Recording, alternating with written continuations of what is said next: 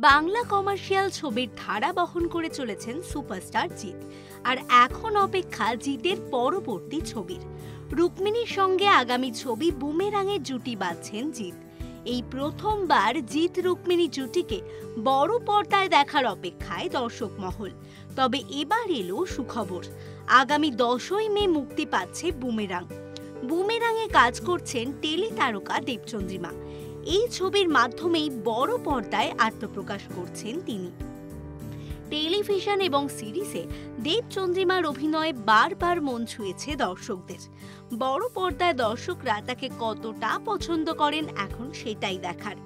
এই নতুন ছবি বুমেরাঙের হাত ধরে টলিউড ইন্ডাস্ট্রিতে প্রবেশ করছে এক নতুন প্রযুক্তি।